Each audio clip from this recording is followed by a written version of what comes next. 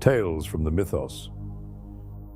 Greetings, fellow seekers of the strange and the lost. I am Howard Phillips Lovecraft, and though I am oft associated with ancient horrors and unspeakable truths, even I must confess a certain thrill in tales of dust-choked tombs, perilous discoveries, and desperate men racing the sun across forgotten lands.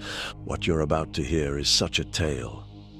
The Shadow of Giza is a story carved in sand and sealed in stone, a tale of secret chambers not marked on any map, of scholars turned explorers, and of something unearthed that should have stayed buried. Beneath the blistering Egyptian sky, an expedition stumbles upon a shaft older than the pyramids themselves, untouched by time and by reason. They go in pursuit of history, but what they awaken is something far stranger. There are traps, yes, puzzles etched in a language no living man can speak, ancient mechanisms older than civilization. But the true danger is not mechanical. It is alive, it remembers, and it is watching.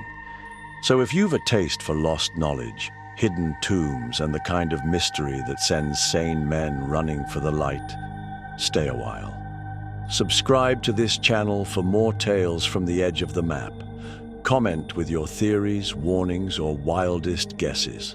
And like this video if your heart still beats strong and curious, for courage, after all, is the only compass that works out here in the deep desert. Adventure beckons. The shadow waits.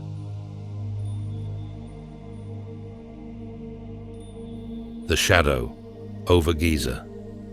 The Cairo assignment. Albert Albright's account. They told us it was a rescue mission. That was the word doctor Henry Armitage used as he stood at the edge of the desk, half lit by the stained glass window of his study, the violet sunlight fracturing across his long, narrow face like a war map. Rescue, he said.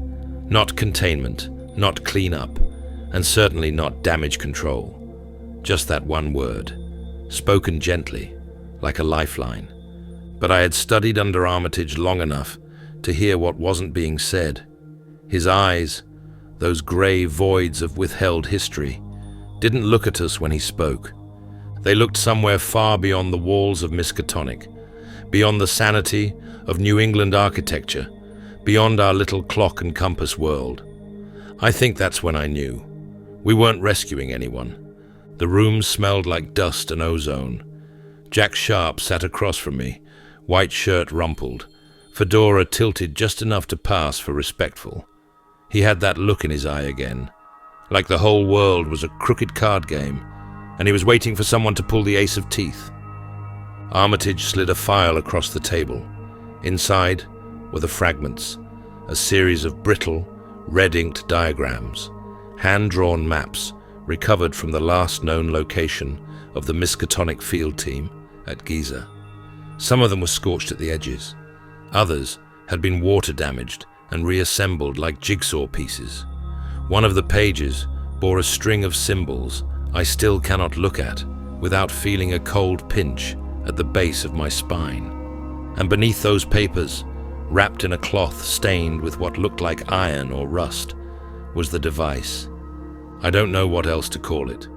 Roughly the size of a shoebox, half brass and half glass, with a sort of gyroscopic center and a triangular screen etched with waveforms that pulsed even when it wasn't connected to any obvious power source. Jack tapped it with his knuckle and frowned. "This came out of Giza?" he asked. Armitage nodded. "Hell of a souvenir," Jack muttered. "Looks like a prop from a Buck Rogers serial." "Pabody built it," Armitage said, his voice low. He called it a resonance tracker, said it could detect subterranean harmonics, frequencies he claimed were not natural. I remember that phrase, not natural. It was said as though there existed something more terrifying than the natural world already offered. And now, of course, I know there is. Pabody had been a genius. His Antarctic bore drill apparatus, the one that got us beneath the ancient ice shelf during the Dyer expedition, was one of the most brilliant field innovations I've ever seen. If this strange, humming tracker was his latest invention, it wasn't just a novelty, it was a warning system, one we had picked up far too late. They had sent Pabody, Porkchop, and the rest of the team out there 6 months earlier. The correspondence had been erratic toward the end. Then, silence. A single radio pulse. Then, only dust and echo. This, Armitage said, gesturing to the device, and these maps were all we recovered. The rest was lost beneath the sands. And then he handed us our tickets. First-class rail to Boston, then a military-linked cargo flight to Cairo under diplomatic clearance. Miskatonic, of course, does not work through traditional channels.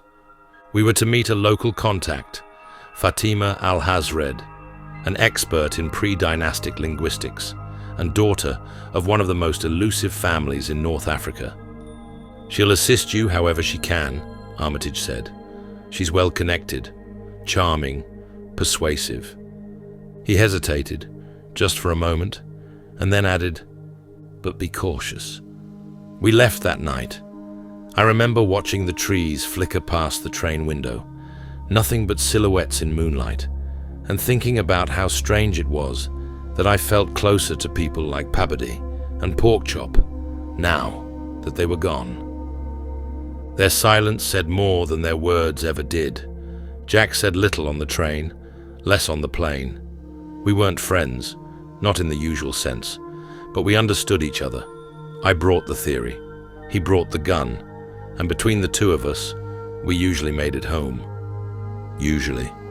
We touched down in Cairo just before dusk, a copper haze rolling in over the city like it had been poured from a furnace. The air tasted ancient, and beneath it all, somewhere beyond the bones of the earth, something was humming. I couldn't hear it yet, but the device in my satchel pulsed softly, like it knew. Chapter 2. The Woman in the Sand. Fatima Al-Hazred met us at the edge of the sun. Cairo, in the hour before twilight, is a city of ghosts. The shadows stretch long across the stone, and the air turns to brass. There's something about the dust there. It doesn't just coat things, it settles into the marrow. Even the modern parts of the city feel excavated, as if the present were only a temporary mask over something older, waiting. She wore red. Not the crimson of romance, but the kind of red you see in old desert paintings, burnt ochre and blood mixed into silk. A scarf was tied over her head in a way that felt traditional but deliberate, and gold accents glinted from her ears and wrists. She smiled as she approached, but her eyes didn't. There was calculation in them, and weariness. "You must be Mr. Sharp," she said to Jack. Then, turning to me, "And Professor Albright. An honor." Her English was smooth, with a faint but unmistakable Middle Eastern rhythm, like wind brushing across stone. Her voice carried the calm precision of someone who had grown up speaking 3 languages and trusted none of them. Jack gave her a once-over with his usual quiet suspicion, but managed a courteous nod. I introduced us properly, and she gestured toward a waiting car, a matte black sedan idling at the curb. "The heat will be gentler at night," she said, as we climbed in. "We'll visit the site perimeter tomorrow. For now, I thought perhaps we could attend a gathering." "A gathering?" I asked, already suspicious. She smiled slightly, adjusting the scarf over her shoulder. "A gala, hosted by Ashanti Al Ghul. You've heard of him?" Jack snorted. "Only in whispers, the kind you don't follow down alleys." Fatima gave a light laugh. "Then you've heard just enough. He's a patron of antiquities, deeply invested in Egypt's history. The dig at Giza, what remains of it, exists because of his funding." Jack leaned back against the seat, his expression unreadable. "And what does he expect in return?" "Nothing, so far as I know," Fatima said, glancing at him through the rearview mirror. But he's a man who values information and favors. I frowned. Why the invitation? I thought it might be a good opportunity to observe, she said carefully, to ask questions, make connections, and perhaps to show him that your presence here is not a threat. That last part hung in the air like incense. Jack caught it first. You think we're here to interfere with your friend? Fatima met his gaze evenly. No, but I think Ashanti might. And do you? I asked. I think, she said, that it would be best if we all saw each other clearly. The gala is neutral ground. No harm in sharing a drink, is there? Jack gave a thin smile. Depends on who's pouring. The drive through Cairo was slow and swaying, the silence only broken by the distant calls of vendors and the low hum of engines. Jack watched the streets with his usual 1,000-yard stare. I kept Peabody's resonance device on my lap, wrapped in a light cloth. It hadn't pulsed since we landed, but I had the sense that it wasn't inert, just waiting. Fatima eventually broke the silence. You two have worked together before? She asked, eyes still on the road ahead. Several times, I said. Jack's more useful than he looks. Jack smirked. And Albright's only dangerous when he's thinking too hard. I see. She tilted her head slightly. You balance each other. Let's not get romantic, Jack muttered. Not romantic, she said. Practical. Most successful field teams are built on opposing perspectives. You sound like you've had experience, I said. She hesitated, just a breath. Enough to know that the truth doesn't care what shape it arrives in. Sometimes it wears the robes of a priest, sometimes the suit of a businessman, and sometimes... She trailed off. Sometimes it's buried, I finished for her. Yes, she said softly, exactly that. Our hotel was a relic, early 20th century colonial architecture, long windows, tiled floors, and a cracked chandelier that hung like a fossilized spider from the ceiling. The porter brought our bags in silence. At the front desk, a note was already waiting in a dark envelope. Fatima handed it to me. Your formal invitation, she said. The gala begins at 9. The envelope was sealed with a wax insignia, an inverted eye surrounded by reeds. The sight of it sent a faint tremor through my fingers. Something about it felt wrong. Not ancient, not modern, unplaced. Do you recognize this symbol? I asked her. Only vaguely, she said. It's Ashanti's personal sigil. He says it's based on a forgotten Nile dialect, lost during the Hyksos period, but no scholar I know can trace its origin. I slipped it into my coat. Of course not. Later, in our shared suite, Jack stood by the window, staring down at the street below. The call to prayer echoed faintly from a dozen minarets. She's hiding something, he said flatly. Most people are, I replied, loosening my collar. You believe her story? Parts of it. Jack turned, arms crossed. So why go to the gala? Because, I said, Ashanti may be the only one with answers, and Fatima, whether she knows it or not, is trying to lead us to them. Jack grunted. Fine, but I'm not shaking hands with anyone in a robe. We dressed lightly. Jack looked almost respectable, his usual jacket cleaned up, and his hat straightened. I wore an old linen suit I hadn't used since Peru. When we stepped outside, the car was already waiting. Fatima stood beside it. Her scarf changed now to black silk, gold rings catching the last of the sun. You clean up well, she said, climbing in after us. Don't get used to it, Jack replied. As we pulled into traffic, I looked once more at the strange sigil on the invitation in my hand. The eye stared back at me, lidless and mute. I couldn't shake the feeling that it was watching me. Chapter 3. The Smile That Lied. The gala was held at a former royal estate on the eastern edge of Cairo. now repurposed for private functions and the occasional state ceremony. Fatima called it the House of the Sun, though whether that was a translation or a poetic nickname, I never asked. The original name had been lost in the sand, somewhere between dynasties.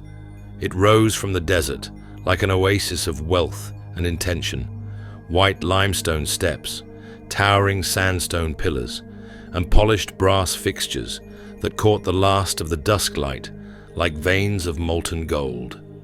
Spotlights lit the walkways with a low amber glow, while patterned tapestries draped the balconies and fluttered softly in the dry air. There was music playing, strings mostly, woven with what I assumed were Egyptian woodwinds. It was formal, but something about it felt out of joint. The tempo too slow, the melody just slightly dissonant. It didn't put you at ease. It made you aware of yourself. Jack adjusted his collar as we walked up the grand steps. "Swanky," he muttered, eyes scanning the rooftop. "You expecting snipers?" I asked. He grinned. Wouldn't be the first time I met a philanthropist with a rifle problem. Fatima chuckled, the first real laugh I'd heard from her. "Relax, Mr. Sharp. There are no snipers here, just secrets, wine, and careful conversations."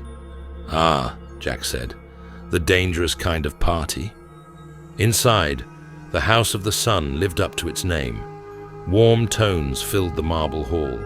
Ochres, golds, deep reds. The lighting was low but precise, spotlighting sculptures and artifacts spaced along the walls like museum displays. Most of the guests wore flowing formal wear, men in linen suits or embroidered caftans, women in evening dresses veiled with silk. Everyone seemed to know everyone else, or pretended they did. Fatima led us through a side corridor rather than the main stairwell, guiding us to the second floor, where a balcony overlooked the central chamber. From up there, we could see the full sweep of the event. Gold-rimmed champagne flutes, the gleaming buffet tables, and clusters of influential-looking people murmuring in practiced tones.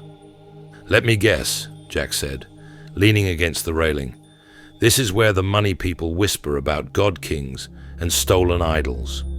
Fatima smirked. "Tonight, they whisper about Ashanti." "And what does he whisper about?" I asked. She hesitated, just a flicker of thought, before replying, "Vision." Jack and I exchanged a glance. After a brief pause to gather drinks, non-alcoholic in my case, we descended into the main hall.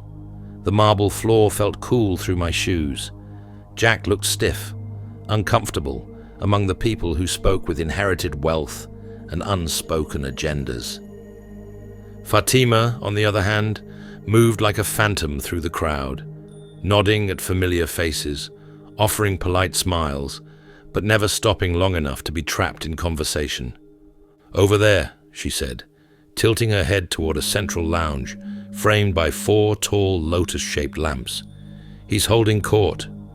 And there he was, Ashanti al-Ghul. The first thing you noticed was his stillness. He sat, not leaned, into the velvet-backed chair, arms gently draped along the sides, like a man posing for a portrait, but not needing to.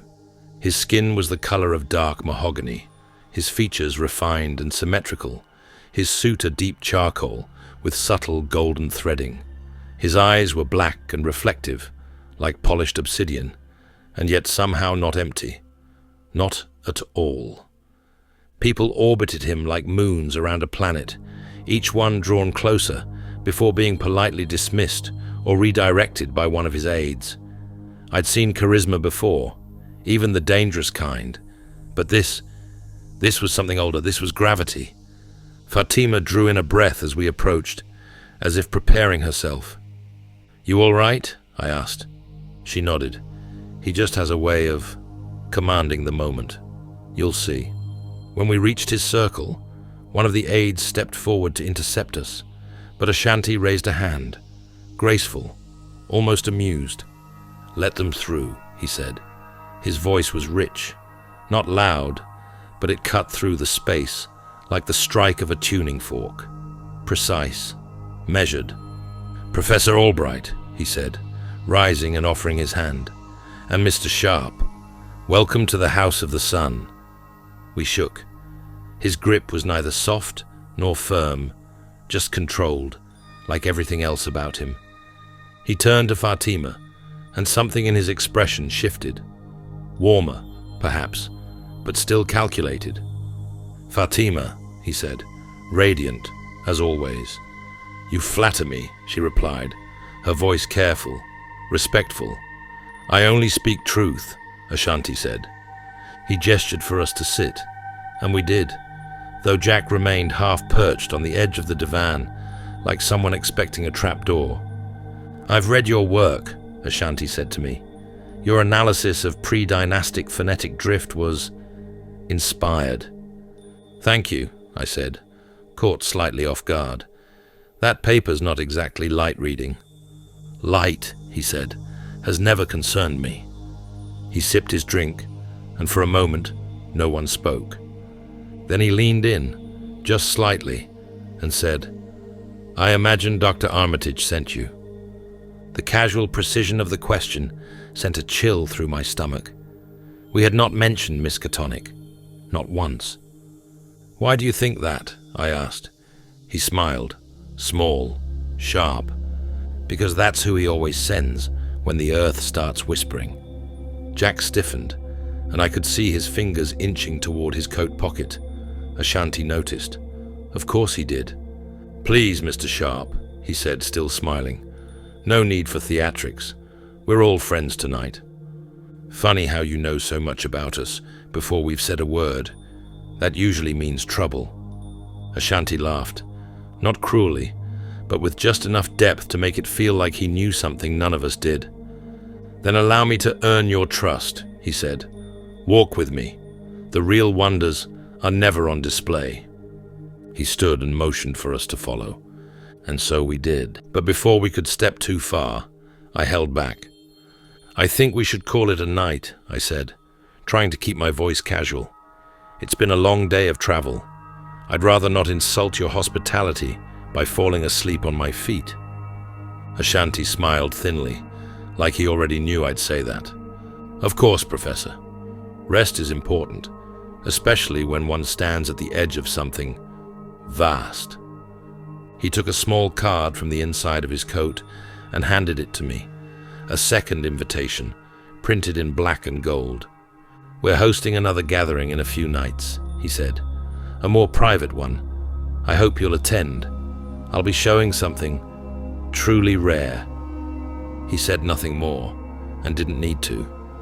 Jack and I exchanged a glance. Then we nodded, thanked him, and left. Chapter 4. Beneath the Stones. We returned to the site at dawn, though the sun never truly reached that place.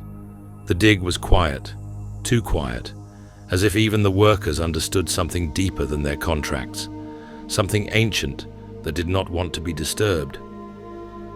Fatima led us past the roped barriers, flashing a stamped letter of clearance at a pair of stone-faced guards. The entrance lay just beyond a dune, shaped like a resting lion, a shallow depression in the sand, revealing a square stone shaft ringed by faded hieroglyphs and a collapsed iron grate. "This is where the last transmission came from," she said, just before contact with Pabodi's team was lost.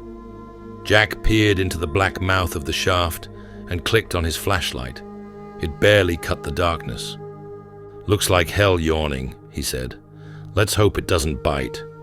I removed the resonance tracker from my pack and turned the brass dial slowly.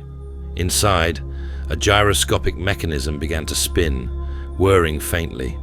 A second later, a series of soft, rhythmic clicks echoed from a thin, slotted vent in the casing, slow at first, then gradually speeding up into a pattern, like Morse code, but older, offbeat, unnatural.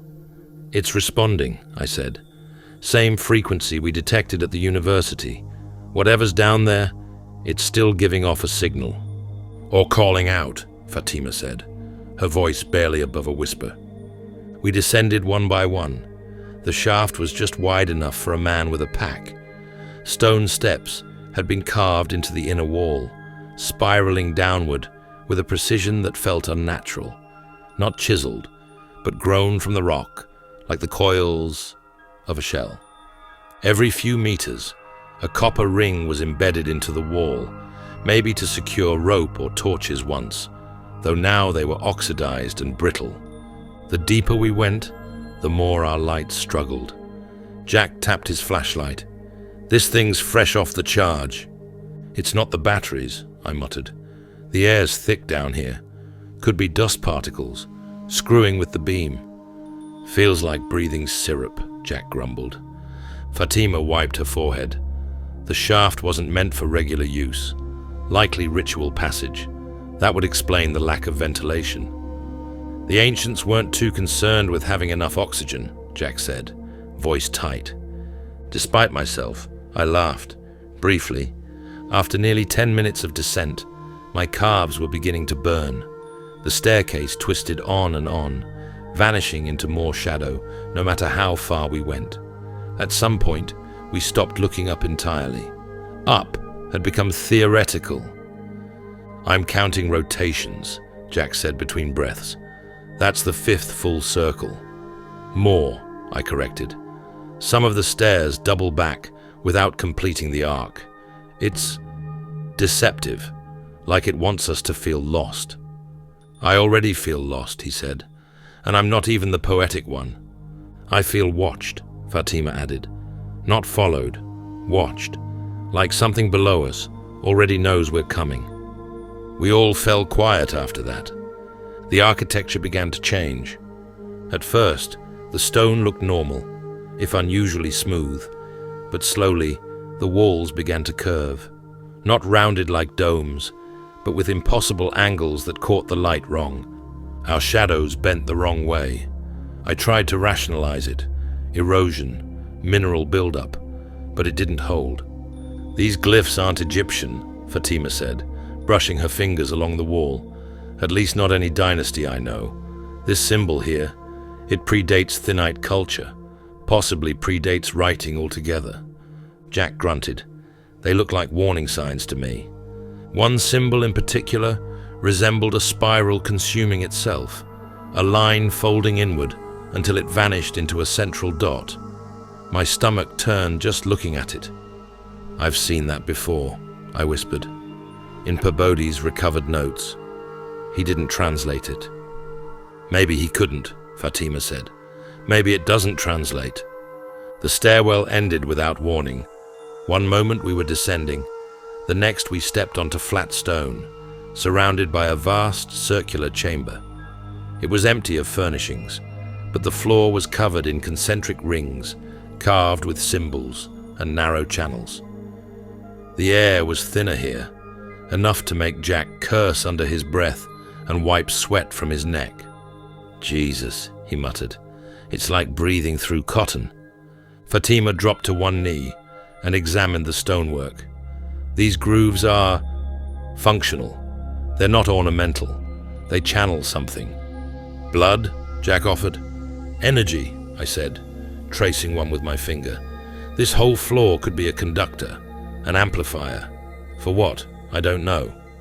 The resonance device pinged once, sharply, then again, and again. The screen flickered, then steadied into a jagged waveform that didn't pulse with rhythm, but with intention. "Something knows we're here," I said. We crossed the chamber carefully, and I noticed the walls were no longer stone, but metal, dull, black, and seamless, not forged, grown. My flashlight beam distorted against it, like light didn't behave properly here. Jack tapped one with the butt of his flashlight. "No echo. That's not right." "It's absorbing sound," I said. "Possibly vibration. This material isn't in any earthly registry." Fatima pressed her palm flat against it and flinched. "It's warm." Jack stepped back. "Stone doesn't pulse. Metal doesn't breathe." "No," I agreed, swallowing, "but organisms do." We reached a final threshold, a tall, narrow arch built from interlocking plates of black obsidian. Just past it, the air shifted again, cold this time, still breathable, but thin enough that each breath burned slightly deeper than the last. "There's something beyond this archway," Fatima said. "A chamber. I can feel the change." I turned the dial on the resonance tracker again. It spiked, briefly, then flattened to a steady, low hum. A single tone, deep and constant, a warning or a welcome. Jack lifted his flashlight and checked his revolver. "I hope to hell it's the first one," he muttered, "because I really hate surprises." Chapter 5. The Prisoner's Journal. The hallway opened into a long, narrow corridor, its walls carved from an unfamiliar black stone, veined with dull copper. We advanced slowly, flashlights flickering in the heavy air. Fatima led, Jack followed close behind her, and I trailed with the resonance tracker humming gently against my side. The further we went, the more the silence pressed in, except it wasn't silence. It was something else. A sound, barely audible, a hum, a pulse, something just under the threshold of hearing. At first, I thought it was the tracker, but I had turned it off to preserve battery. Then I thought it might be an effect of the air pressure, the acoustics, but it wasn't that either. "Do you hear that?" I asked, stopping. Fatima turned. "Hear what?" Jack stopped too, cocked his head. "Faint music," he said slowly. "Like flutes, wind through reeds. You hear it too?" We all paused in the dark. There it was, like a whisper of sound scraping across the edge of perception. Gentle, but off-key, uneven. "It's not possible," Fatima said. "There's no echo source, nothing to carry the sound." "It's not in the stone," I said. "It's in us." The hallway widened into a collapsed chamber. Rubble covered the far side like a crude avalanche of history, sealing off whatever lay beyond. In the corner, buried beneath a fallen support beam and scattered sand, Jack spotted it first. A satchel, worn leather, dust-caked and torn. Porkchop's name was still faintly visible in black ink across the flap. Jack knelt and unlatched it carefully. Inside were notebooks, some torn, some intact, all in Porkchop's erratic scrawl. He handed one to me and opened another. The pages were filled with frantic pencil sketches, spiral patterns, unblinking eyes, and distorted shapes with no clear symmetry, and words. "The music won't stop. They're not dead. They're waiting. Do not break the rhythm." Fatima crouched beside me, thumbing through another book. "These drawings, they aren't random. Look, he repeats this symbol over and over." She pointed to a simple motif, a circle surrounded by 6 bent lines, almost like insect legs, but wrong somehow, unnatural in proportion. Every page had it. Jack flipped a few pages deeper and hissed through his teeth. "Look at this one." He turned the book toward me. The sketch was of a room, circular, with channels carved into the floor and strange stone pillars lining the walls. It was crude, but unmistakable. Porkchop had been there. "This is a blueprint," I said, "and it's ahead of us." We moved slowly, deeper into the corridor. The light failed again, my flashlight flickering, before returning to life with a frustrated knock. The faint music lingered, barely perceptible now, but it was there, just beneath our thoughts, threading through the silence, like breath through bone. "I don't like it," Jack muttered. "This place is too quiet, but I still can't hear myself think." "Because something else is thinking for you," I said, and regretted it instantly. We reached the next junction. 2 passages diverged, one sealed by debris, the other marked with fresh-looking scrape marks. Jack ran a finger along the stone. "This side's been used," he said. "Recently, maybe within the last few weeks. There's movement down here, Fatima whispered. Jack looked at me. Do you think he's still alive? I wanted to say yes, but the truth was tangled in the smell of decay and the quiet, impossible music that now played in my bones. We took the left-hand tunnel. It sloped downward, slowly but deliberately. The walls here had shifted again, less worked stone, more fused, like they had been melted into place. And they breathed.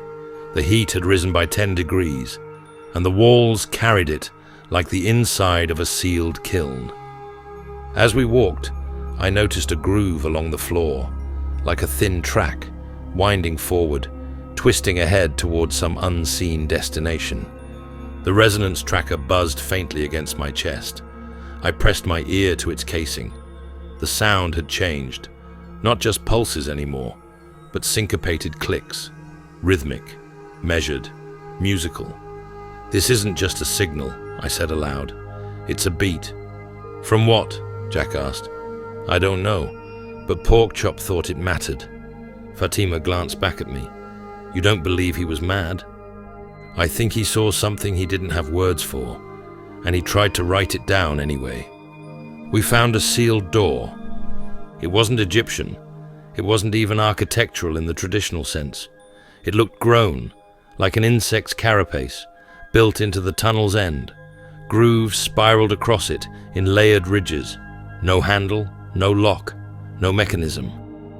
Fatima placed her hand on the surface. It was warm. This entire complex, it's organic, she said. Not alive, but once living, or made by something that understood how life forms grow. Nothing should be this intact after millennia, I whispered. Unless, Jack said, it never stopped working. We turned back for the day. Our supplies were low, the heat was becoming unbearable, and our lights were unreliable. But the music stayed with us as we climbed. Faint, wrong, calling. Chapter 6. The Lost Frequencies. We'd only meant to restock and recover. Maybe half an hour above ground before diving back in. The pyramid's shadow had shifted eastward by the time we climbed out of the shaft, sweat-streaked and light-starved. The heat above ground was almost refreshing after the damp, breath-thinning pressure below. Still, we moved quietly. There was something about the silence that made me feel like we were being followed, even in the open desert. Fatima squinted toward the horizon. It's too quiet. I was just thinking the same thing, Jack said, his hand already on his revolver. Where's the team? The dig site should have had a crew, even a skeleton one, but the tents were empty. No movement. The equipment crates remained untouched. A thermos lay spilled in the sand. Something's wrong, I said. Then the wind shifted. We weren't alone. The first attacker came from behind a storage crate, face wrapped in linen, wielding a curved blade that caught the sun like a signal flare. Jack spun just in time to intercept him, knocking the blade wide and delivering a brutal punch that sent the man sprawling. Another emerged from the shadows of the equipment tent, this one carrying a length of chain. I swung the resonance tracker's leather bag hard, catching him across the temple. He collapsed with a grunt. A third attacker lunged at Fatima with a dagger, chanting something under his breath. Not Arabic, not Coptic, something older. She dodged left, drove her elbow into his ribs, and knocked him to the ground with a surprising display of precision. 3 down. But they hadn't come to steal. They'd come to silence. Jack scanned the area, panting. You see their eyes? Fatima nodded. They weren't here for money. No, I said. They were here for us. We didn't linger.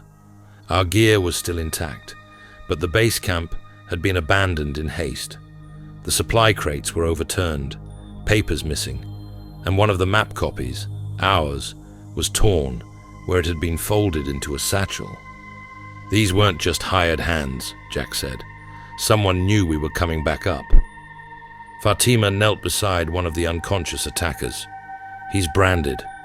She pulled back his sleeve, revealing a blackened spiral tattoo on the inside of his wrist, the same spiral Porkchop had drawn in his journal. "I've seen this before," I muttered. Fatima stood slowly, her voice tight. "I don't think we're just uncovering history.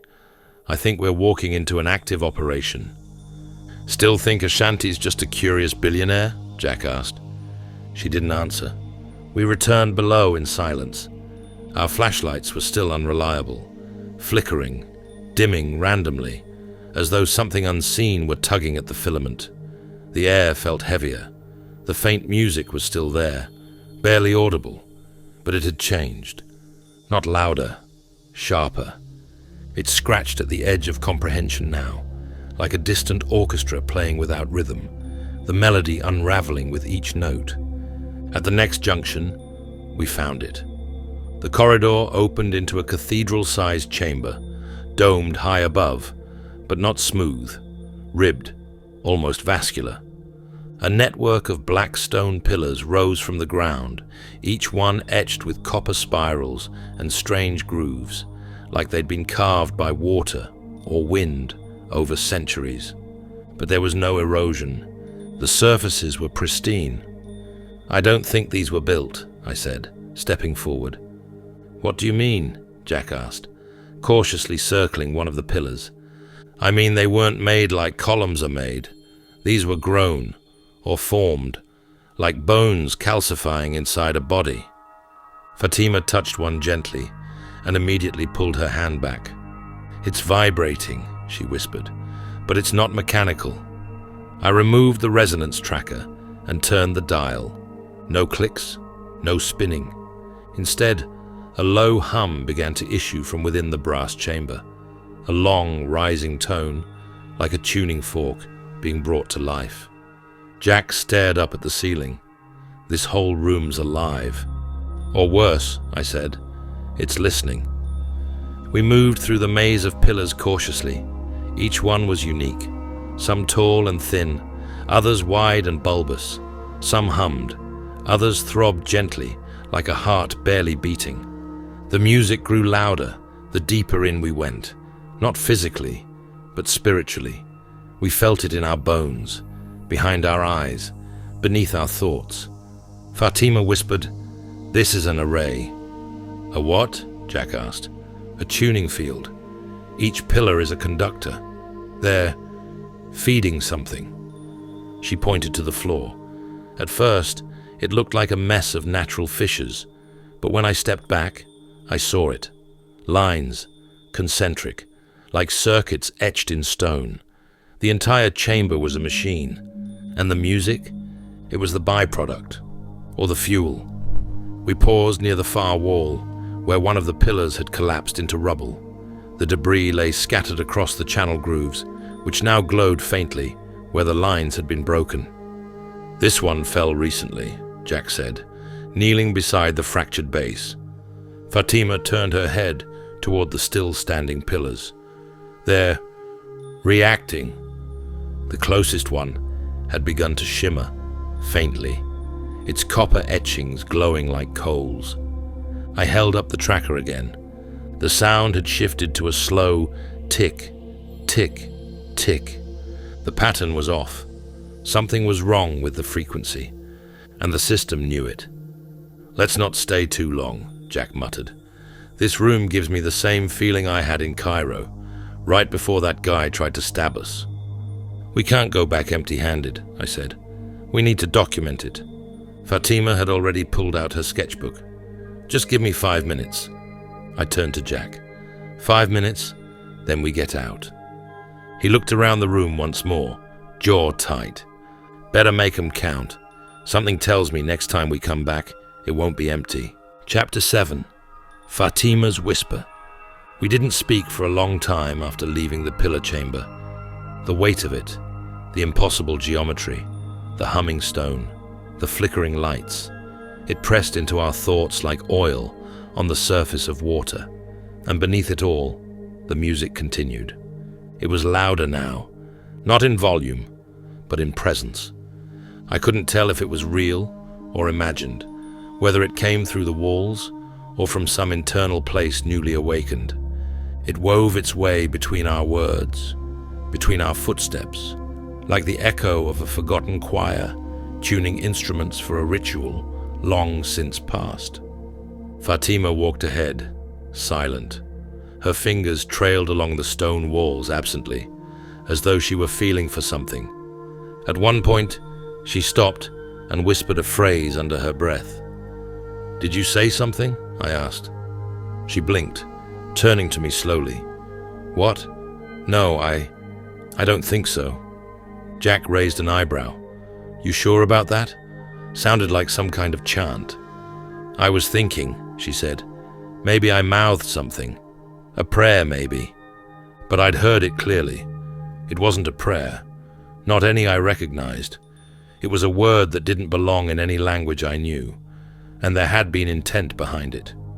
We paused in a narrow corridor lined with strange angled alcoves, like niches for statues, though they stood empty. The walls around them bore carvings, unlike any we'd seen before, circular arrangements of eyes, figures with limbs too long and jointed in the wrong places, heads tilted skyward as though listening to something we could not hear. "The music's clearer here," Jack said. "You hear it too?" I asked. He nodded. "It's off, out of tune, but it's there." Fatima inhaled deeply. "It's a ritual field." Jack looked skeptical. "A what now?" She pointed to the floor. "The grooves. See how they spiral outward? This was a preparation hall, a place where initiates would attune themselves before approaching something sacred." Jack scoffed. "Nothing about this feels sacred. Feels like a place to go crazy." I didn't respond, because part of me agreed. We stopped to check our gear. Jack swapped out his flashlight batteries with a fresh pair, D-cells taken from the dwindling stash above. Even so, the light wavered, like the very air resisted illumination. I checked the resonance device. The dial was steady, but the ticking had become erratic, almost melodic, like it was keeping time with something just beyond comprehension. Fatima watched the device, head tilted slightly. "Do you hear them?" she asked. "Hear what?" I said. She looked up, eyes distant. "The ones behind the veil." Jack gave her a sharp look. "What are you talking about?" But she didn't answer. She just turned and kept walking. We reached another fork. The left path sloped downward and was marked with fresh scuff marks, footsteps maybe, or the drag of something heavy. The right path curved slightly upward and was noticeably cooler. "I vote left," Jack said, hand on his revolver. "Fresh tracks mean something's alive down here." "Or something was dragged," I said. "We're not going to get answers walking in circles." Fatima didn't move. "What about you?" I asked. She was staring at the wall again, at a carving of a slender figure with 3 arms, holding something like a flute made of bone. Around the figure's feet were writhing shapes, eyes and tendrils, and things that couldn't be limbs. "I've seen this before," she murmured. Jack frowned. "In a book?" She shook her head. "In a dream." We took the left path. It narrowed quickly, forcing us into single file. The ceiling dropped, the air grew warmer, and the music, so faint before, now droned just under the surface of reality. At times, I could swear I heard a flute trill. At others, a low drum beat, steady and slow, like a heart too large to be human. Fatima stumbled once, catching herself against the wall. Jack reached for her instinctively, but she brushed him off. "I'm fine," she muttered. "You don't look it. I'm just tired." But I saw her hand tremble, and I saw the way she kept glancing over her shoulder, as though something was walking behind her, just out of sight. We emerged into a smaller chamber, a junction room. 4 tunnels branched from it, and the air here was so thick with heat and tension that we all paused instinctively, catching our breath. Fatima sank to one knee. I moved to help her, but she waved me off. "I'm fine. Just need a moment." Jack looked down one of the tunnels. "So which way now, Professor?" I hesitated. The resonance device was silent again. Just a soft tick every now and then, like a broken metronome. The music had stopped too. Or maybe it was listening. "I say we take a break," I said. "Eat, hydrate, regroup." Jack nodded reluctantly. 5 minutes, then we press on." Fatima didn't respond. She just stared down one of the darkened tunnels, her lips moving soundlessly, her eyes shimmering with something that looked a little too close to wonder. I sat beside her, but didn't speak.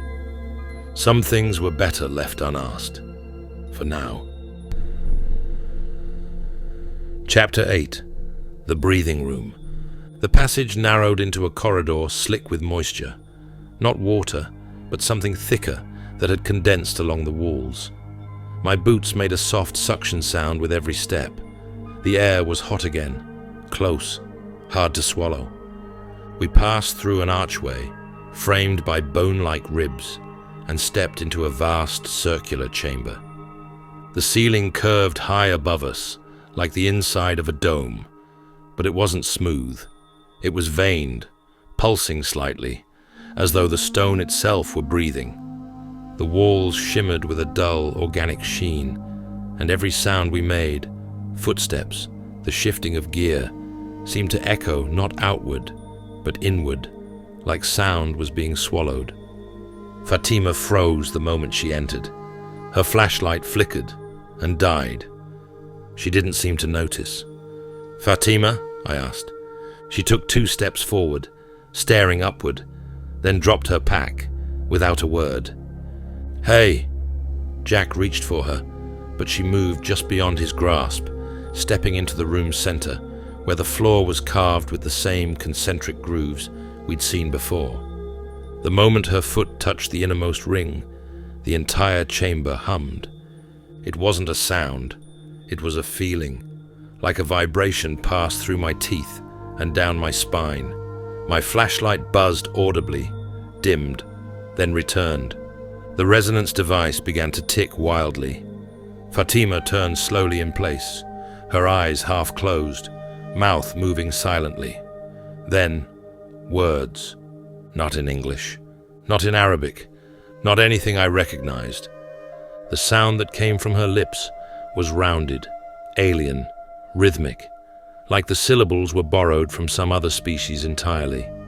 She spoke with perfect confidence, as if the phrases had lived dormant in her bones. "She's chanting again," Jack whispered. I didn't respond. I was watching the grooves on the floor. They had begun to glow. Pale amber light flickered between the cracks. Each pulse matched the pattern of her words. Her voice deepened, still hers, but layered now, as though another voice spoke through hers in unison. Something not human. Then her eyes rolled back. She crumpled to the floor. We rushed to her. I knelt beside her, placing 2 fingers on her neck, still breathing, pulse strong, but she wasn't conscious. Her skin was damp with sweat. Her fingers twitched involuntarily. "She's burning up," I said. Jack swore under his breath. "She didn't even touch anything."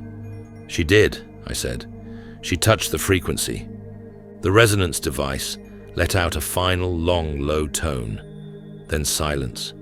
Its gyroscope spun down with a whine. Whatever the system was, it had recognized her. We carried her out of the chamber. She stirred once, murmured something unintelligible, then fell still again. The tunnel beyond felt colder, like stepping back into the real world after dreaming in heat and color. The music, so present before, was now gone, cut off, or hiding. We laid her gently against the wall. Jack wiped her forehead with a rag. I checked the resonance device again. No reaction. "She's not waking up," he said. "She will," I said. "This isn't a coma. It's something else." He eyed me warily. "You don't sound surprised." I met his gaze. because I think we're not the first ones this has happened to. Fatima stirred 10 minutes later. She didn't scream. She didn't thrash. She just opened her eyes slowly, as if waking from a deep sleep. She sat up before we could help her, and looked around with perfect clarity. "I saw it," she said. "What did you see?" I asked. She touched her head gently, fingers brushing her temples. "There was a room," she said. "Not here, somewhere else, a place beyond this place, and in it, there were beings playing music." Jack stiffened. "You mean the stuff we've been hearing?" She shook her head. "Not like that. I wasn't hearing it. I was inside it. I was part of it." We didn't speak. "There were flutes," she whispered. "Drums. A rhythm that's been going for longer than this world has existed. And I felt, no, I knew, if it stops, even for a moment." Her voice faltered. Jack leaned forward. "Then what?" Fatima looked at him, and her voice, when it returned, was barely a whisper. "Then everything ends." Chapter 9. The Burrowers Below. We didn't speak much as we pressed deeper. Fatima was awake now, alert even, but changed. She walked with a strange calm, like someone who had seen something they couldn't explain, and wasn't trying to anymore. She still looked at Jack and me when we spoke, still nodded when prompted, but her eyes seemed focused on something we couldn't see. The air was heavier here, not just in weight, but in flavor, iron and stone, but also something acrid, organic, like the smell of a wound. The resonance device had gone quiet again, mechanically sound, but uncertain, like even it didn't want to interpret what lay ahead. We descended another level, one that felt subterranean in the truest sense. The walls here were smoother, more artificial. The spiral carvings were gone. In their place were long vertical ridges, like sound baffles or teeth. We turned a corner and emerged into a vaulted hall, and we saw it. I stopped walking. So did Jack. Fatima's breath caught in her throat. Before us, across a gulf of flat stone, broken only by ritual lines and deep grooves, lay a creature, or more accurately, a portion of one. It filled the far chamber, like water fills a cavern, immense, boneless, and coiled upon itself in impossible configurations. The bulk of its body was worm-like, glistening with a thin layer of translucent mucus that shimmered in our flashlight beams. There were no eyes, no limbs we could identify, just thick, tubular mass spiraling inward toward a front-facing maw that looked like a circular wound filled with rows upon rows of inward-pointing teeth, a leech's mouth, but scaled up to grotesque enormity. The creature's flesh pulsed faintly, as if reacting to our presence. Near the edge of the platform lay something small, crumpled, a canvas binder. Jack stepped forward cautiously and retrieved it. "Pork chops," he said. "Same handwriting." I opened the leather flap and flipped through its contents. A field journal, but different from the first. This one was messier, pages torn, some stuck together with age and moisture. But the sketches were unmistakable, and so were the notes. I read aloud, my voice low. "These creatures are not worms in the normal sense. They are boneless, massive, sluggish only in appearance. They move through solid earth as if it were soft clay. Their bodies secrete a psychically toxic mucus, and their presence disrupts reality at the edges. Time flickers, perception dulls. Their mouths are circular maws, ringed with hundreds, maybe thousands, of needle-like teeth. Their faces, if you can call them that, resemble the drill bits of nightmares. No eyes, no ears, but they feel vibration. They hear through stone. They see through resonance. They can be still for centuries, but they are never dead, just listening. Water seems to repel them. They recoil from it.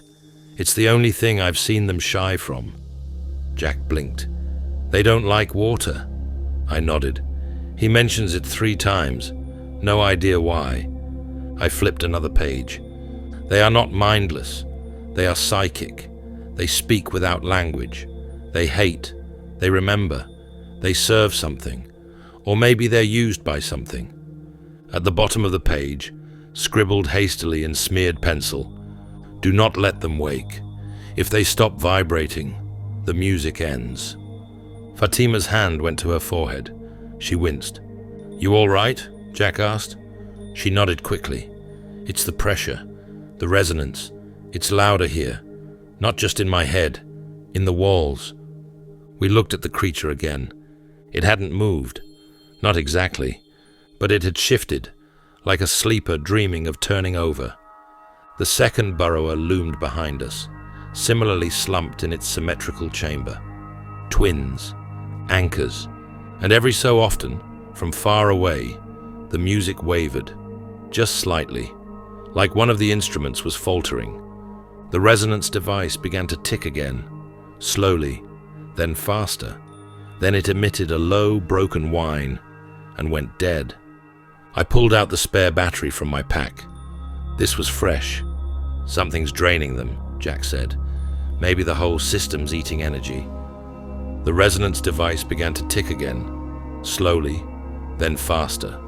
Then it emitted a low, broken whine and went dead. I pulled out the spare battery from my pack.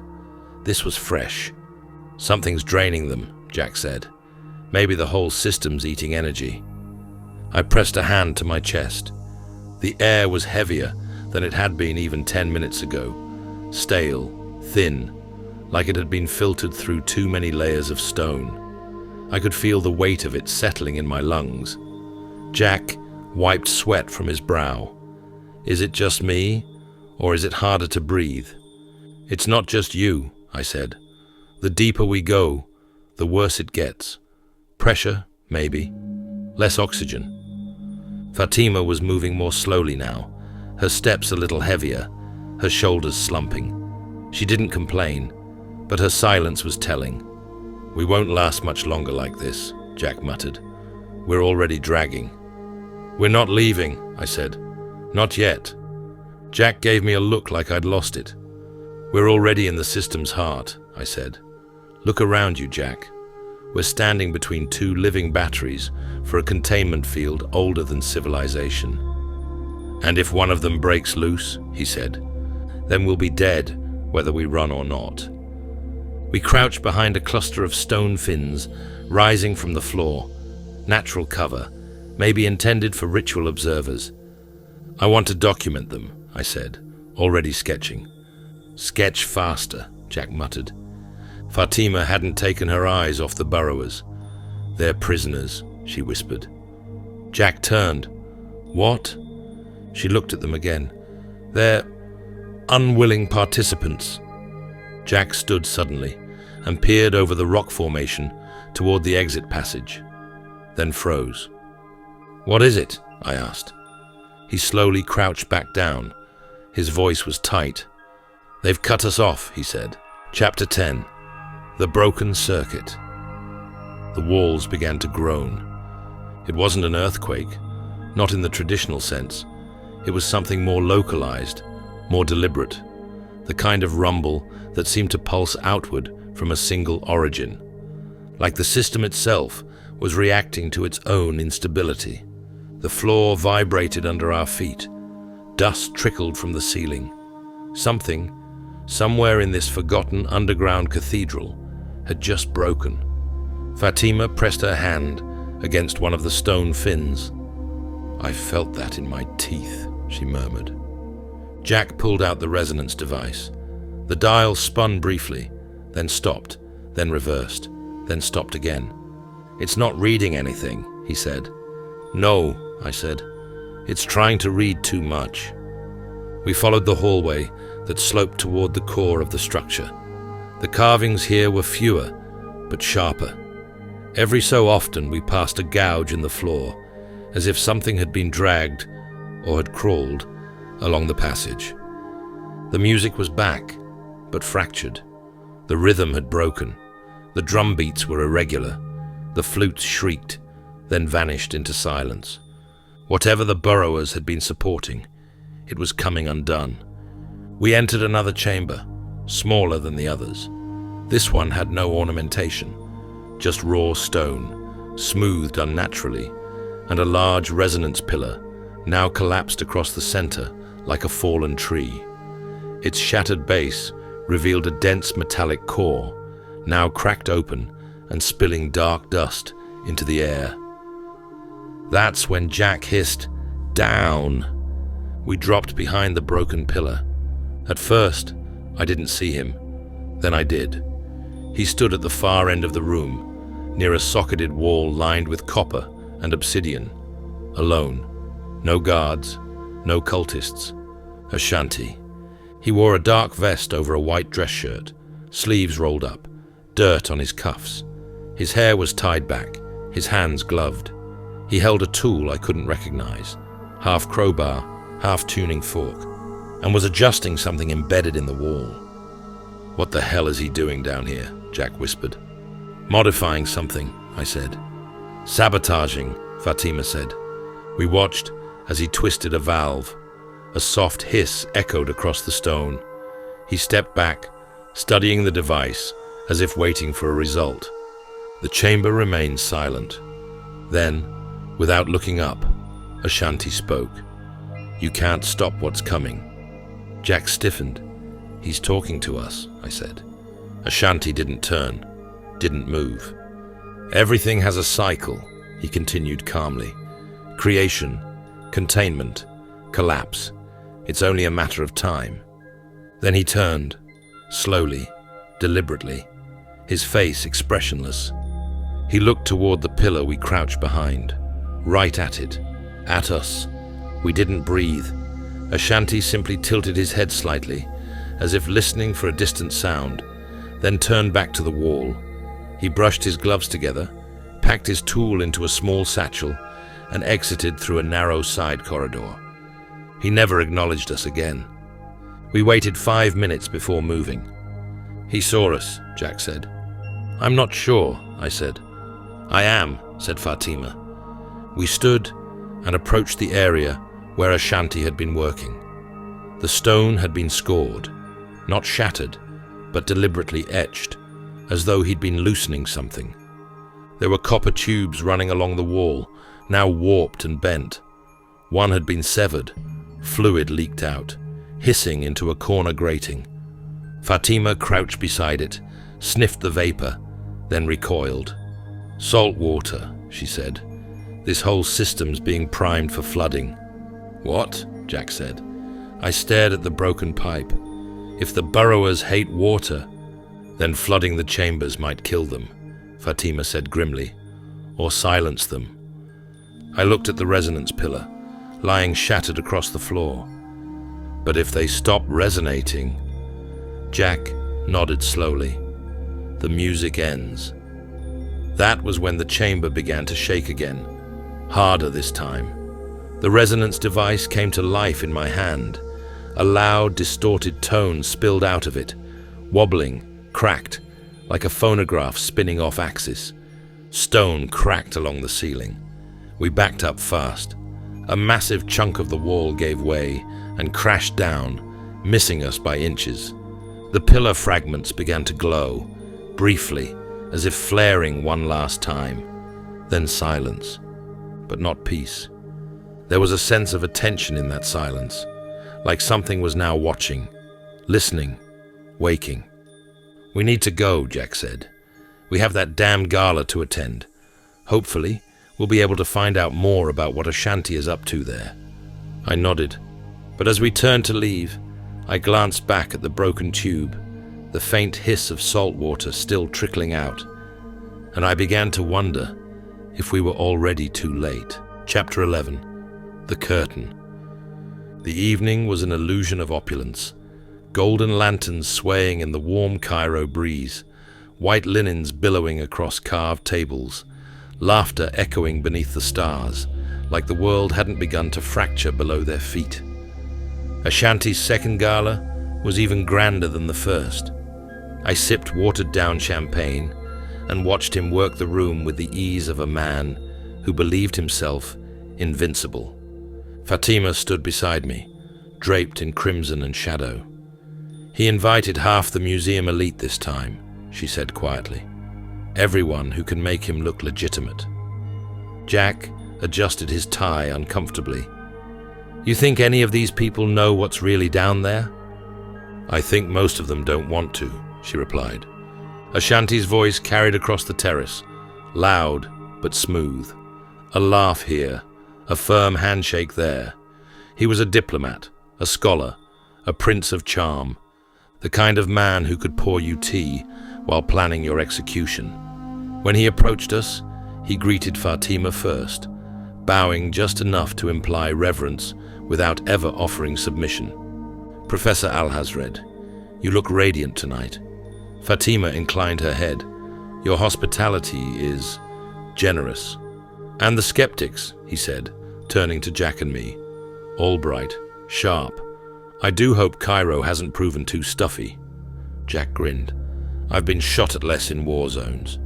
Ashanti smiled politely, as if he hadn't heard.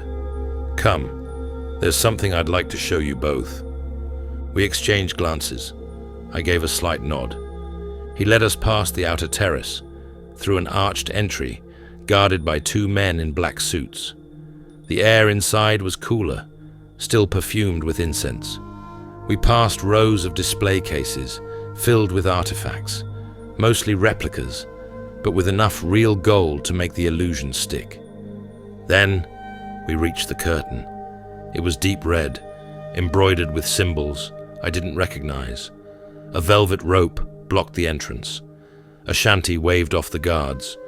"I reserved this exhibit for special guests." "Not on the official tour?" I asked. He smiled again. "Not yet." He pulled the curtain aside.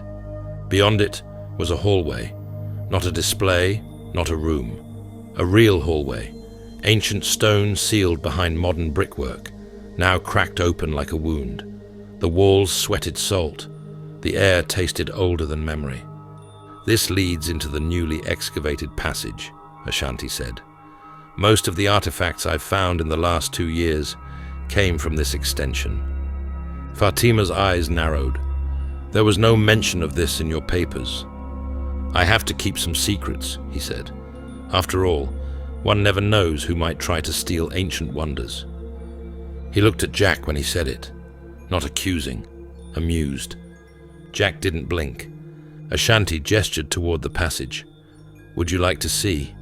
I nodded slowly. "Perhaps another time." He didn't press. "Of course. Tomorrow, maybe. I plan to lead a private tour at dawn. Just a few trusted patrons, if you're interested." He let the sentence hang. We nodded our thanks and turned back to the main hall. Later that night, I returned alone. I'd marked the symbols on the curtain during our first pass. Their shapes had burned into my mind, spirals within spirals, a black sun behind an open eye. I couldn't sleep with them twisting behind my eyelids. The hallway was unguarded now, or perhaps the guards had been dismissed intentionally. I slipped past the curtain and walked silently into the dark. The corridor led deeper than I expected, 50 feet, then 70, then down a short spiral ramp. I passed statues, badly eroded, but human-like in posture. One wore a jackal mask, another had a beetle for a face. Then the room opened up, a shrine, ancient, dustless. Carvings on the walls showed a figure in yellow robes with no face, raising his hands before a crowd of worshippers. Beneath him, smaller figures writhed in agony. Beneath the mural was a slab, part altar, part sacrificial table. There were stains. I heard voices then, quiet, muffled, distant, not from the entrance, from beneath. I crouched behind a pillar as 2 men entered from the far tunnel. Cultists, robes, masks. One carried a book, the other spoke a name, Nephron Ka. I backed out the way I came, heart pounding, mouth dry. Ashanti hadn't just opened the pyramid. He'd opened something much worse. But I still didn't know what. Not yet. Chapter 12. The False Revelation. We returned to the underground before dawn, entering through the same hidden corridor I'd discovered behind Ashanti's gala curtain. The guards were gone again, either reassigned or deliberately cleared. There were too many signs now to ignore. Ashanti wanted us to see what was happening. He just didn't want us to understand it. We brought lamps, not torches, the oil kind. Our battery reserves were too low to risk modern flashlights any longer. The light flickered unevenly against the rough stone as we descended into what felt like the second stomach of the pyramid. Jack led with a revolver in hand, Fatima behind him. I followed, notebook open, eyes on the walls. Every footstep echoed like a heartbeat. Every echo trailed too long. After an hour, the corridor widened into a circular chamber. Here the air shifted again, more stale than before, yes, but also denser, like sound itself couldn't escape the walls. And the walls, God help me, the walls were alive with story. Thousands of years of carving stretched from floor to ceiling. These weren't the decorative spirals we'd seen above. These were narratives. Fatima stepped forward, her scarf brushing the dust from the first panel. "Look," she whispered. The first series of carvings showed human figures, sorcerers or priests perhaps, beckoning to something beneath the earth. Beneath them, engraved in larger scale, were the unmistakable forms of the burrowers, coiled, immense, eyes absent, mouths ringed with concentric fangs. "They summoned them," Fatima said. "Or woke them," I murmured. The next panel showed the humans ensnaring the burrowers, chaining them with ropes of light, carved in fine silver filigree that had survived the ages. Then came the prisons, great halls like the ones we'd seen, resonance pillars rising like spires, the burrowers encased, positioned like instruments in an orchestra. But the final panel was different. It showed the humans above, flourishing, building pyramids, drawing cosmic symbols, thriving under a sun that looked suspiciously like a sleeping eye. And below, the burrowers, wasting away, their bodies shriveling, their maws agape in silent screams. Fatima turned to me. "They enslaved them." Jack frowned. "I thought these things were monsters." "Are they?" she asked. "Or are they just victims of ancient power?" I stepped back and looked at the full mural. It was almost too complete, too perfect. "They chose what to depict," I said slowly. "Whoever carved this wanted to tell a very specific story. To make us feel sympathy," Jack said. "To influence whoever came next," I added. We pressed onward. Soon we reached another junction, one we hadn't mapped yet. The floor was slick here. Salt water trickled down from the ceiling in thin veins. Another resonance pillar had been cracked, its top splintered open, like a tree split by lightning. "This is fresh," Jack said, crouching by the fracture. There were tool marks on the stone, too precise to be natural. Someone had taken a metallic wedge to the base and forced it open.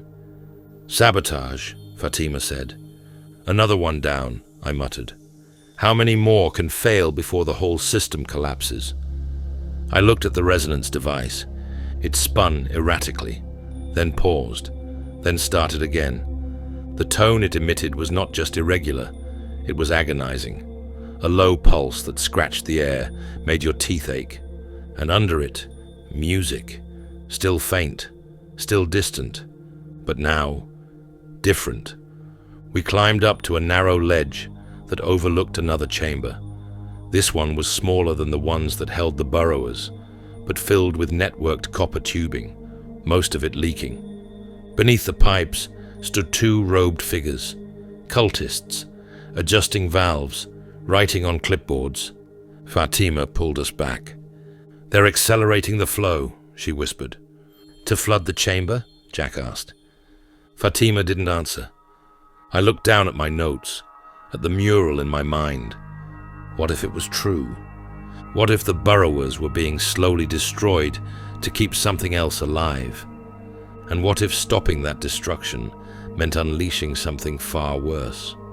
Fatima was quiet for the next stretch of tunnel.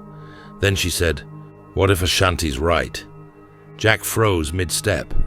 "He's not," I said. "You don't know that," she shot back. "You saw those carvings. They were slaves. We're guarding their chains." Jack didn't say anything. His knuckles tightened around his revolver. "I'm just saying," Fatima continued, "if we keep patching up the system, we're enabling the crime. Or we're protecting the world," I said. "From what?" she asked. I didn't answer, because I didn't know. At the end of the tunnel, we found an alcove with cracked shelving, half-buried scrolls, and bones. Human bones. Some of them had carvings etched into the skulls, symbols we'd seen at the shrine. Others were clean, picked dry, disarticulated. There had been sacrifices here, long before we arrived, and maybe since. Jack stepped into the room, looked up, and pointed. In the ceiling, a narrow opening, just wide enough for a human body to be lowered through. "I think we're beneath the Gala Shrine," he said. And I realized we were. Chapter 13, Shadows of Doubt. We made it back to the surface just before the midday sun baked the plaza into silence. The city had turned hot and still, the kind of Cairo heat that seemed to shimmer with hallucination. But none of us spoke of the sun, or the sand, or the heat. We had all seen the same thing, and none of us knew what it meant. The carvings lingered in my mind, the twisted silver inlay, the screaming burrowers, victims or villains, instruments or monsters. Ashanti's silence only made it worse. Back at our quarters, Jack paced the floor like a man preparing for a war he didn't understand. "We need to make a move," he said. "We keep waiting and wandering, and we're just letting him get ahead." "He's not stupid," I said. "He wants us to see these things, just not all at once." Jack stopped, mid-stride. "Then what's he hiding?" "The rest of the story," I replied. Fatima stood near the window, watching the city's rooftops. Her red scarf lay across her shoulders, loosened. She hadn't said much since we'd left the murals. Now, her voice was low. "I knew Ashanti was ambitious. I didn't know he was this." Jack looked at her sharply. "You knew he was lying." "I knew he had secrets," she said. "I didn't think he was feeding people to monsters." Jack blinked. "Is that what you think this is?" Fatima didn't answer. That evening, we received another note. Sealed with wax. No signature. Just an emblem. A stylized sun with an eye in its center. Nephron Ka's sigil. It read, "You've seen the lies carved in stone. Are you ready to hear the truth beneath it? Meet me where the red curtain touches salt." I read it twice before handing it to Jack. "What do you think it means?" he asked. Fatima was already reaching for her bag. "I think we're going back into the pyramid." We entered again, just past midnight. The guards were absent, again, or rotated out, replaced by men who knew not to see us. The passage behind the red curtain was colder now. Salt crusted the walls. Our footsteps echoed differently, longer, as though bouncing between deeper cavities. We followed the tunnels we knew until we reached a fork we hadn't seen before. At the intersection, etched into the wall in fresh chalk, a red line, a crude eye, and a dripping arrow pointing down. "Looks like our invitation," Jack muttered. We descended.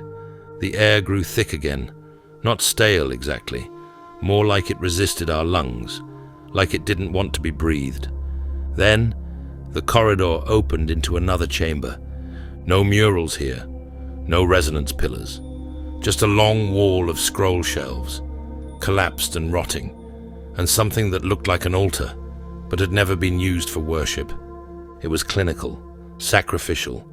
There were ropes tied to the wall, shackles built into the floor, scratch marks on the stone, and behind it all, a door, not Egyptian, not even ancient. Modern steel, bolted shut. Fatima ran her hand along the edge. "It leads to the southern burrower chamber," she said quietly. "There's a tunnel network beneath." "How do you know that?" Jack asked. "I read his notes once," she replied. "He doesn't know I saw them." She turned to me. "He said something once, about failing on his first attempt, that it didn't work because the transfer wasn't complete." I stepped back. "What transfer?" She looked at the shackles. "The resonance needs to weaken, but not just mechanically, psychically." She looked up. "He's feeding them. People." Jack swore. "Human flesh, human minds. It's poison to them, enough to make them sick, disoriented." I felt my knees weaken. "So when the chambers flood," I began. "They'll be too weak to escape," Fatima finished. Jack slammed his hand into the stone. "He's not just trying to destroy them. He's trying to cripple them before the kill."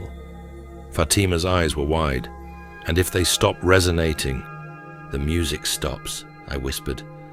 And somewhere far beneath us, the music did falter. Just once, but enough for the silence to scream. Chapter 14. The Ones We Lost. We pushed deeper into the pyramid, the weight of what we'd just learned sinking in like stone dust in our lungs. No one said it out loud, but we were each thinking the same thing. If Ashanti was willing to feed strangers to those things, then there was a very real chance the men we'd come here to find, Porkchop, Pabody, the others, might already be lost. But knowing it is one thing. Seeing it, seeing him, is another. The tunnel Fatima led us to had no markings. It wasn't on any map, not even the ones recovered from the earlier Miskatonic expedition. It was just referenced once, she said, in a note Pabody left behind, a shortcut, a utility shaft near the older southern chamber. The descent was claustrophobic, far narrower than the main passageways. Jack had to hunch. My lamp clinked against the stone every time I turned my head. The air here was worse than stale. It was foul, sour, laced with something metallic. We pressed on. After a long curve and a final steep incline, the passage opened into a squat room, choked with debris, shattered wood, broken shelving, smashed crates bearing Miskatonic's crest, and something else. A rank, rotting stench that hit us all at once. Jack turned aside and gagged. Fatima pressed her scarf over her mouth. I forced myself forward. There were bones in the corner. Piles of them. Too many. "Dear God," Jack whispered. I knelt by one of the heaps. They weren't arranged like ancient burials or ritualistic displays. This wasn't sacred. This was disposal. "Some of these are recent," Fatima said quietly, scanning the edges of torn canvas and faded stitching. And then I saw it. A broken instrument, half a caliper, crushed nearly flat, and beside it a strip of cloth with an embroidered tag. Pabodie. I reached down. My hand was shaking. The cloth was torn but unmistakable. Pabody's standard issue field jacket. He always wore it. Always. Even in the Antarctic. Even when it was too cold. "Albert," Jack said behind me. I looked up. He was standing over something half buried beneath loose stone. Fatima joined him, crouched, pulled the debris away. A body. More bones than flesh, but the shape was still intact. The ribcage had been cracked open, shattered outward. The skull had a fracture above the brow. One boot remained on the left foot. Standard issue. Miskatonic expedition soul pattern. Fatima recoiled. "No." I stumbled forward and dropped to my knees beside them. I didn't need more proof. I knew him by the shape of his hands, the tools still in his belt, a tiny twisted brass charm on his hip, his daughter's birthday gift, he'd once said. "It's him," I said hoarsely. "It's Pabody." No one spoke for a long time. The only sound was the soft hiss of water dripping through a crack in the wall. Jack finally broke the silence. He didn't even get a clean death. They fed him to those things. Fatima sat down hard, her back against the wall. How many more? How many have we missed? I pressed my hand against my chest. My breath came shallow. "He was brilliant," I said. "He could have built a way out of this if we'd gotten to him in time." "But he didn't," Jack said bitterly. Ashanti made sure of that. I felt the weight of those words settle in my bones, not because of what they meant for our mission, but because of who Pabody was. He wasn't just a scientist. He wasn't just an engineer. He was the man who designed the Antarctic bore drill apparatus that saved our lives back at the mountains, the one who always had a plan, the one who kept everyone else calm when it all went to hell. And now he was just another nameless sacrifice in a dark hole beneath the sands. "We should bury him," Jack said. I nodded. "But not here." Fatima looked up. "We take him with us?"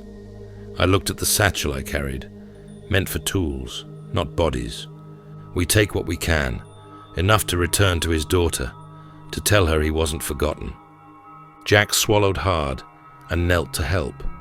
We wrapped the bones carefully, reverently. We didn't speak. There was nothing left to say. Not until we were almost done.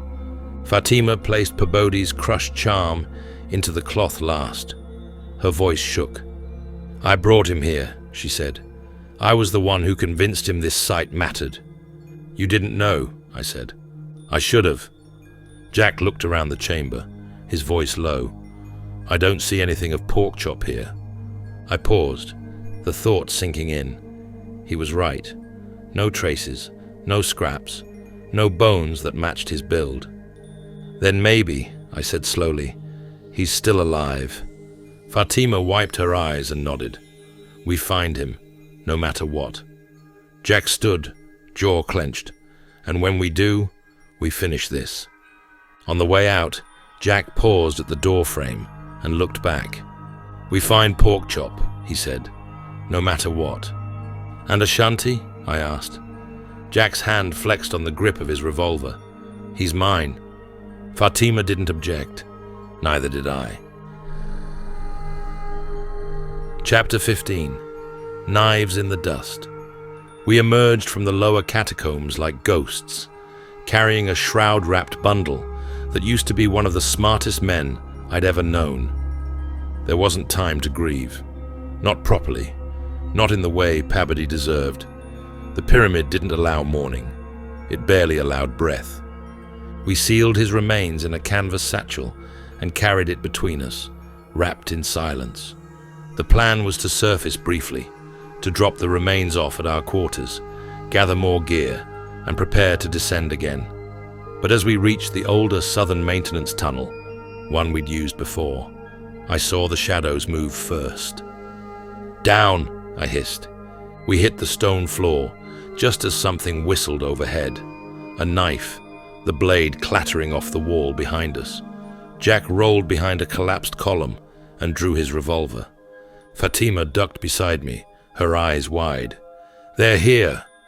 From both sides of the tunnel entrance, cultists in black robes emerged with curved daggers drawn, faces hidden behind linen masks, hands painted with red ink. They weren't here to warn us. They were here to kill. Jack opened fire, twice, taking down the lead attacker. The sound of the shots cracked and echoed through the tunnel like thunder. "They're flanking us," Fatima shouted. I scrambled to the edge of a low wall and pulled the compact flare pistol from my belt. Not meant for combat, but it made light and fire. I fired it into the stone floor between two attackers. The flash sent them stumbling back, shielding their eyes. "That's our gap," Jack roared. We sprinted, diving through the blind spot in their ranks, and emerged into the open dust corridor, hearts pounding, breath ragged. But they didn't follow. Not right away. They were buying time. As we caught our breath behind a broken pillar, Jack spun back and aimed. One cultist, slower than the rest, was crawling for a blade he'd dropped. Jack tackled him hard, sending the man sprawling. Before I could stop him, Jack had him pinned and twisted one arm behind his back. "I've got him," he barked. The cultist struggled, mask half torn. His eyes burned with fanatical light, feverish, ecstatic. "Talk," Jack growled. "What is Ashanti trying to do down there?" The cultist laughed, a rasping, wet sound. "The eye is opening," he whispered. I stepped closer. "What does that mean?" "The burrowers are poisoned. The flood will come. The music will stop. And then—" He choked as I grabbed the front of his robes and slammed him against the stone. "Pabadi," I hissed. "Did you feed him to them? Did you watch it happen?" The cultist didn't answer. He smiled. Something in me snapped. I hit him. Once, twice, then again, my fist cracking into flesh and bone. Jack yelled something, but I didn't hear it. All I saw was Pabadi, torn apart in that black chamber. All I heard was his daughter's name, echoing in my skull. All I felt was rage. "Albert!" Jack shouted. "Enough!" Hands grabbed me from behind and yanked me backward. "Stop!" It was Jack. He dragged me off the cultist and shoved me against the wall. The man lay unconscious, bleeding, barely breathing. I stood there, heaving, my knuckles raw and bloodied. Fatima was crying, not loud, just silent tears tracking down her face as she turned away. I think I made her trauma worse. She was already grieving, from the deep, unbearable guilt of being the one who brought Pabodi to this place. "I'm sorry," I breathed. I couldn't stop. Jack didn't say anything for a while. He looked down at the cultist, then at me. "Get it together, Al," he said finally. Not angry, just tired. I nodded. We left the cultist behind. He'd live, probably, but something in me had cracked, and I wasn't sure if it could be put back. Fatima stepped forward and placed her hand gently on my shoulder. Through her tears, she gave me a look, not of fear or revulsion, but of quiet understanding. And it was somehow worse than anger. We circled around the west shaft entrance and used one of the older, narrower tunnels to head back in. The sound of footsteps echoed behind us for a while, but never caught up. "They're not chasing," Jack said. "Because they don't need to," I replied. "They just need to keep us away from something." That's when Fatima stopped walking. She pointed at the wall, a handprint painted in red, not ink, blood. Below it, carved quickly into the stone, were 3 words: "Still alive, P." Jack leaned in. "Pork chop?" I nodded. The cut marks on the stone were fresh, still flaking. "Then we're not done yet," I said. "Not by a long shot." Chapter 16. The Frequency Key. We followed Porkchop's bloody scrawl through the southern tunnel, pushing deeper than we had ever dared before. The carved steps grew narrower, the walls more distorted. The architecture began to twist, stone lines no longer aligned, and right angles seemed to bleed into curves the human eye wasn't made to follow. It was quiet, too quiet. Even the ethereal music, the droning tone we'd half convinced ourselves was in our heads, had faded to a low pulse, like a heartbeat you could only feel through your bones. At the end of a corridor choked with debris, we found a locked steel door wedged into the stone. So out of place, it could only mean one thing. Someone had put it here recently. Jack went to work on the hinges with a pry bar. It groaned like something alive. Beyond it was a chamber, and inside, chained to a crumbling pillar, slumped in a heap of bones and tattered clothing, was Porkchop. He was alive. Barely. I reached him first. "Porkchop, it's Albert. You hear me?" His head rolled to the side. His eyes blinked open. "Al?" he rasped. "No shit. It's really you." Jack was already cutting the bindings. Fatima knelt beside him, brushing dirt from his bloodied face. "You're safe now," she whispered. "We've got you." "They were feeding people to them," he muttered. "The burrowers." I watched it happen, one by one. His voice was cracked and weak, but there was something clear in his eyes. I saw them dump the bodies. They didn't care who was watching, just kept piling the remains nearby, right next to me. I figured I was next. He coughed hard and winced, so I waited until they left. Then I crawled on my elbows and buried myself in the pile, covered my face, my scent, everything. When they came back, they didn't even look twice. We found food and water stashed in a nearby crate, rations marked with the same shipping seal as Ashanti's archaeological supply crates. We let Porkchop drink slowly. I don't think any of us could speak for a minute. Just the thought of him surviving by crawling into the dead was enough to turn my stomach. And yet, it worked. Jack finally said he was hiding in plain sight. Porkchop gave a faint, dry chuckle. I always said I'd go out in a pile of garbage. Guess I just didn't expect it to work. As he recovered, he gestured to a satchel propped near the pillar, miraculously still intact. "Grab that," he said. "Most of it's junk, but the notebook, Pabady's and mine, it's all there." I pulled it open. Inside was a leather-bound field notebook, water-stained and battered. I opened it. Page after page of frantic scrawl, diagrams, frequencies, ritual symbols, and a passage written in bold, frantic ink. "The burrowers aren't slaves. They're prisoners. The pillars keep them in.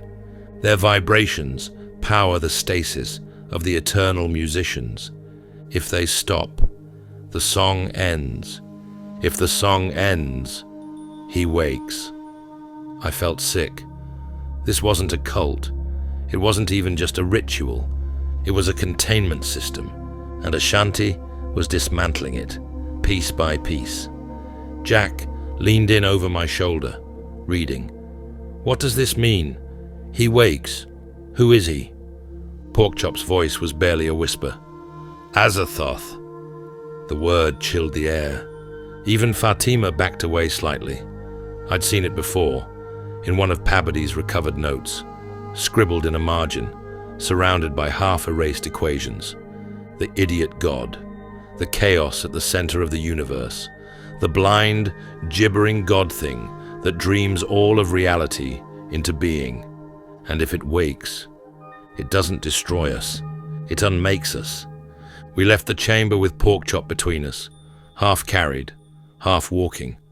The path forward was clear now, but it wasn't a path to salvation. It was a race. We had to reach the inner chamber, locate the resonance mechanisms, and stabilize them before the cultists could finish flooding the lower tunnels. Because if they succeeded, if the burrowers fell silent, if the idiot flute players ceased their endless noise, then the dream would end, and reality would go with it. Chapter 17. The Collapse. The pyramid was dying. We didn't say it out loud, but we all felt it, through our boots, in our chests, in the hair rising on our arms. The very stones around us groaned, cracked, and shifted. Fissures spread like spiderwebs across the walls. The air had taken on a metallic taste, dry and biting. Ahead of us, the main chamber loomed. We had returned to the heart of the machine, and the machine was falling apart. The burrowers, massive, thrashing shadows behind the pillars, were in visible distress. Their movements were sluggish but violent, backs arching and crashing against the walls like dying leviathans. The water had already begun to rise across the chamber floor, sloshing around their coiled forms. The deeper channels had become makeshift canals, slowly filling, one whining pump at a time. The resonance had changed too. That soft, unearthly pulse we'd come to associate with the strange music had begun to skip, like a broken heartbeat, like the slowing tick of a dying clock. "I don't like that sound," Porkchop whispered from behind me. He was propped up on a walking stick, pale and breathing hard. "It's wrong. It's all wrong." We stepped into the inner sanctum, and that's when we saw him. Ashanti. He stood on the raised platform at the center of the chamber, back to us, working over a strange array of brass cylinders and etched copper plates. Behind him, a set of glowing control dials pulsed faintly, like the heartbeat of some ancient beast. He didn't notice us at first. Jack motioned for silence. We crept in along the edge of the chamber, hidden beneath the shadow of a massive, fractured pillar. Ashanti turned. He wasn't startled. Not exactly. He smiled. "You're too late," he said, as though greeting us at a cocktail party. "We're well into phase 3, and the signal has already begun." "What signal?" I asked, stepping forward. Ashanti held up a small obsidian orb, etched with writhing, unknowable symbols. "This," he said, "is the resonance key, crafted to destabilize the harmonic structure of the burrowers. It's not just water that will silence them. It also requires this song, this counter-vibration." He turned to Fatima. "You of all people should appreciate the poetry." "You're insane," she said quietly. "I'm faithful," he replied. And then the lights failed. Every glowstone and torch flickered to darkness, and the music stopped. Not just the ambient hum, not just the vibrations. The entire chamber fell silent, and it was the most terrifying silence I've ever known.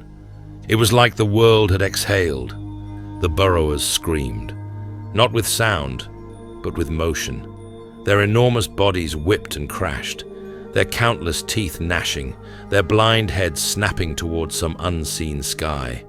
And then we felt it, a shudder, not of the pyramid, but of reality itself. The walls around us shimmered, the air became heavy, and from somewhere deep beneath us, through the stone and water and layers of forgotten time, came a pulse, a deep, low tremor that I felt in my teeth. Azathoth was beginning to wake. "No," I breathed. I ran, straight to the array at the edge of the platform. I ripped open the panel. It was chaos inside. Copper tubes, etched glass resonators, harmonics wired to emitters I barely understood. But Pabadi had, and Pabodi had left notes. Fatima knelt beside me, flipping through his book, hands trembling. "There, these 3 rods, they control the phase frequency. You have to match their tones." Porkchop crawled forward and handed me a tuning fork. "This one, it's what we used on the Antarctic drill when the harmonics went unstable. Should get you in the right range." Ashanti moved suddenly, lifting a strange curved blade from beneath his cloak. He lunged at us. Jack fired. The bullet tore through Ashanti's shoulder, spinning him sideways. He dropped the blade. Blood sprayed across the brass panel. Ashanti staggered, eyes wild with pain, but somehow smiling through the blood. "You can't stop what's already begun," he whispered. Jack kicked the blade away and stepped between him and the rest of us. "Watch us." I struck the resonance core with the tuning fork. The harmonics wavered, then began to stabilize. Fatima adjusted the dials. Porkchop reconnected 2 loose copper wires. And then the hum returned, first low, then steady, then growing, louder, like a slow breath returning to a body. In the far distance, we heard it, the music, faint, far off, but rising. The idiot flute players in the ether resumed their song, and the pyramid exhaled. Ashanti stared at us all. not defeated, just waiting. Then he turned and ran. By the time Jack fired again, Ashanti was gone. The pyramid held. The burrowers quieted. The vibrations resumed. And far below the fabric of space and time, the blind god turned once in its slumber and did not wake. Not yet. Chapter 18. The Shadow of Giza. We emerged from the pyramid at dawn. The sun broke over the desert in a blaze of muted gold, stretching long shadows across the sand. Behind us, the Great Pyramid stood silent, unbroken, and whole. You wouldn't have known it nearly fell, nearly took the world with it. We didn't speak for a long time, just stood there, catching our breath. No cultists, no ancient horrors, just wind and light, and the distant cry of birds. It was over. But only for now. Fatima was the first to break the silence. "We need to bury the entrance," she said. "Collapse the outer chamber. Seal the shaft. Everything." Jack nodded. "I'll contact the Miskatonic team still in Cairo. We'll say it's a structural compromise. Nothing strange. Nothing worth investigating." "Do you really think that'll work?" I asked. "The story ends here? Like we can just go back to pretending it was all just myth and madness?" Porkchop sat on a nearby boulder, bandaged and pale, but alive. "No, but we can try." By mid-afternoon, with help from the surviving Miskatonic engineers, we'd started the collapse of the access tunnels. A controlled demolition, one that wouldn't damage the underlying resonance mechanisms, but would bury them deep enough to keep curious explorers from finding what shouldn't be found. I walked alone for a bit after that, circled the base of the pyramid, let the wind carry the last of the dust off my coat. I ended up back at the same spot where Jack and I had first arrived. It felt like a different life. Later that evening, we gathered at the supply tent. The mood was quiet, but steady. No celebration, just the relief of survival. Fatima poured tea. Jack smoked. Porkchop coughed through a biscuit.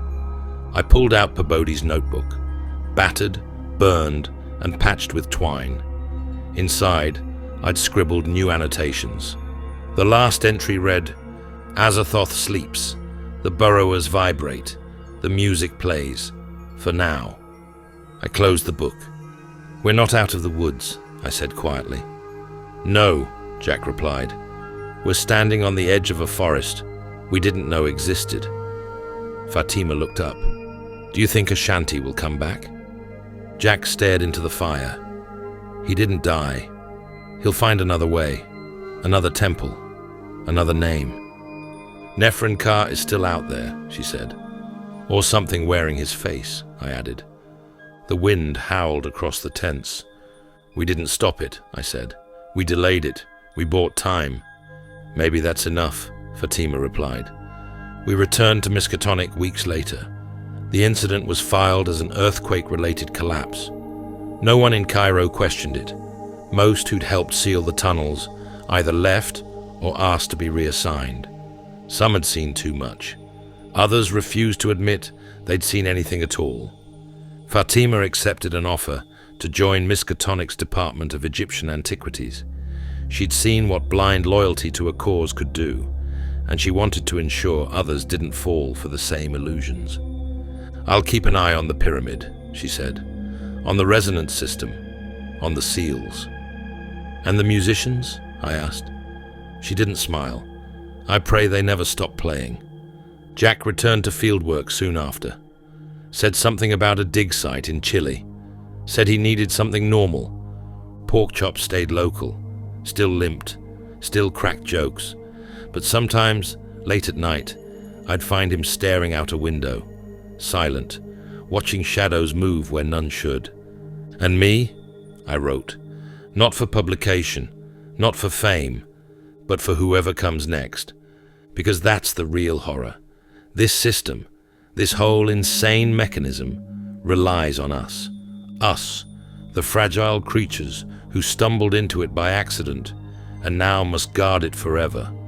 We must preserve a secret that no one should ever know, a truth that, if spoken, could unravel everything. We stand now between madness and the stars, between the music and the dreamer, between reality and the void. And if we fail, if the system breaks, if the music stops, then the idiot god will stir, and when he does, there won't be a second chance. Not for us, not for anyone. Epilogue. You have been listening to Tales from the Mythos. This has been the Shadow of Giza, a tale of ancient dread and the terrible fragility of reality. We trust the veil of your sanity remains intact. Join us next week when Tales from the Mythos returns with another whisper from the void, another tale to trouble your sleep and beckon you ever closer to the truth, best left unknown. Until then, may your dreams remain blessedly uneventful.